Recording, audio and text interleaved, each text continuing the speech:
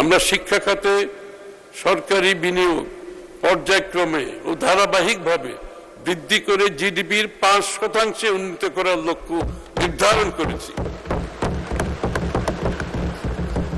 মেয়েদের জন্য বিনামূল্যে স্নাতক পর্যন্ত শিক্ষা সম্প্রসারণ করা হয়েছে।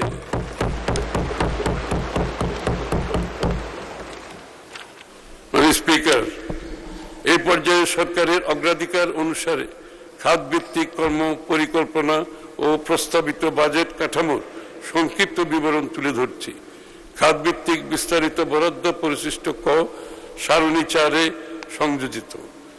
প্রস্তাবিত বাজেটের সম্পদ সঞ্চালনে শিক্ষা ও মানব সম্পদ, স্বাস্থ্য, দক্ষতা ভিত্তিক কর্মসংস্থান, সামাজিক সুরক্ষা, কৃষি ও খাদ্য নিরাপত্তা, নারীর ক্ষমতায়ন, জ্বালানি নিরাপত্তা, অবকাঠামো, স্থানীয় সরকার ও গ্রামীণ উন্নয়ন, ক্রিয়েটিভ অর্থনীতি, জলবায়ু পরিবর্তন ও তথ্য প্রযুক্তি খাতকে বিশেষ অগ্রাধিকার দেওয়া হয়েছে।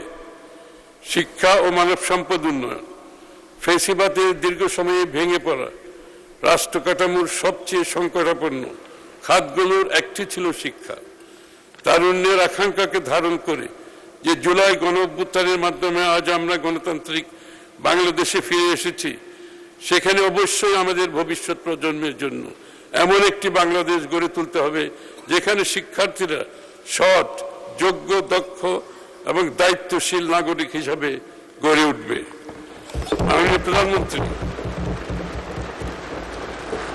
মাননীয় প্রধানমন্ত্রী তারেক রহমান শিক্ষা কারিকুলামকে রূপান্তরের উদ্যোগ গ্রহণ করেছেন, যাতে শিক্ষার্থীদের মধ্যে নৈতিক মূল্যবোধ, সামাজিক দায়িত্ববোধ, নেতৃত্বের গুণাবলী এবং মানবিক চরিত্রের বিকাশ ঘটে।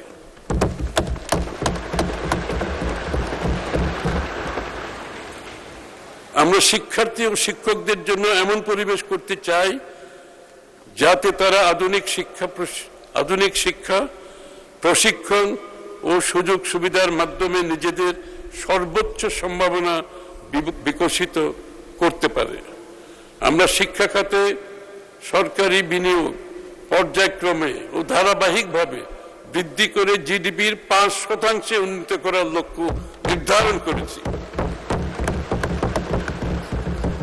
আমরা শিক্ষা কারিকুলামে কারিগরি ও বৃত্তিমূলক শিক্ষা, তৃতীয় ভাষা শিক্ষা, ক্রীড়া ও সংস্কৃতির বিকাশ, প্রযুক্তি নির্ভর শিক্ষা এবং লার্নিং উইথ হ্যাপিনেস বা আনন্দময় শিক্ষাকে বিশেষ গুরুত্ব দিতে চাই।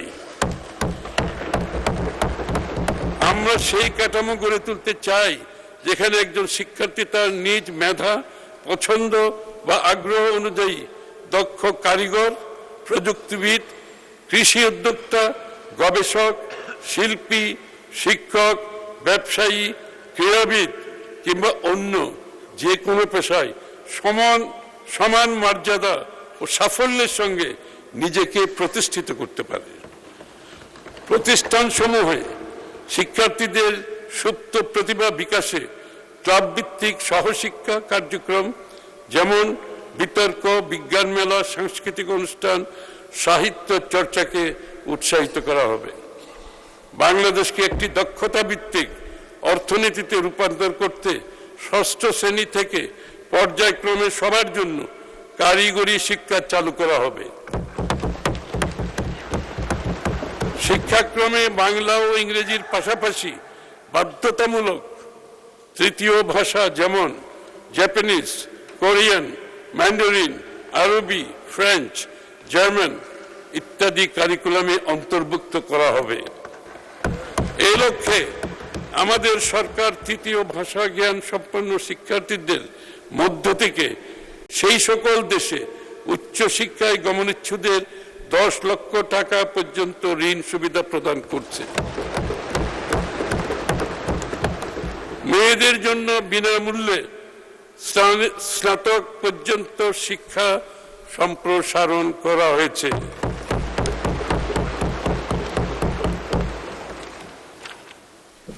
দরিদ্র শিক্ষার্থীদের জন্য স্কুল ইউনিফর্ম, জুতা, স্কুল ব্যাগ সরবরাহ প্রতিবন্ধী ও বিশেষ চাহিদা সম্পন্ন শিশুদের জন্য অন্তর্ভুক্তিমূলক শিক্ষা নিশ্চিতকরণ এবং বিশেষায়িত সহায়ক প্রযুক্তি ও শিক্ষা সামগ্রী প্রদান করা হবে।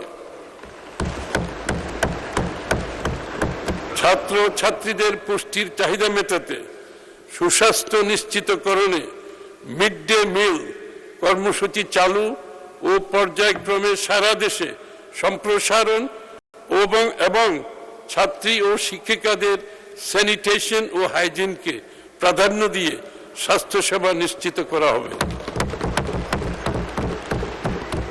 প্রযুক্তি ও এআই নির্ভর শিক্ষা ব্যবস্থা নিশ্চিতকল্পে ওয়ান টিচার ওয়ান ট্যাব কর্মসূচি,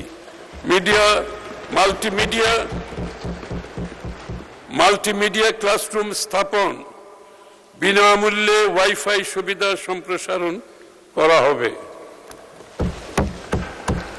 শক্তিশালী ইন্ডাস্ট্রি একাডেমিয়া সংযোগ, অ্যাপ্রেন্টিসশিপ ও ইন্টার্নশিপ সুবিধা এবং স্টার্টআপ চালুকরণের মাধ্যমে উদ্যোক্তা তৈরি করা হবে।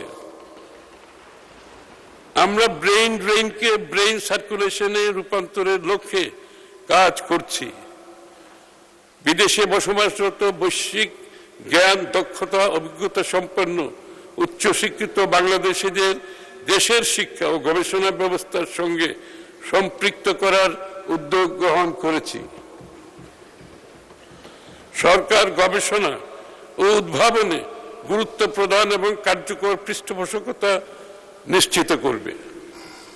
আমরা মাদ্রাসা শিক্ষার্থীদের ধর্মীয় শিক্ষার পাশাপাশি বিজ্ঞান, গণিত, ইংরেজি ও তথ্য প্রযুক্তি শিক্ষার মান উন্নয়ন, কর্মমুখী প্রশিক্ষণ কর্মসূচি চালু করতে চাই।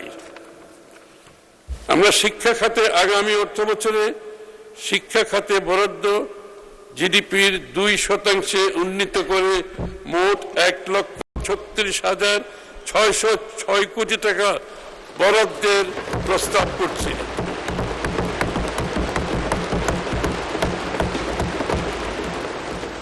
এটা সর্বোচ্চ মাননীয় স্পিকার,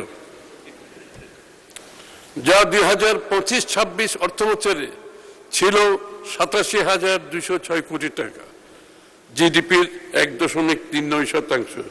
সেখান থেকে বাড়িয়ে 2% অতিরিক্ত করা হয়েছে মাননীয় স্পিকার।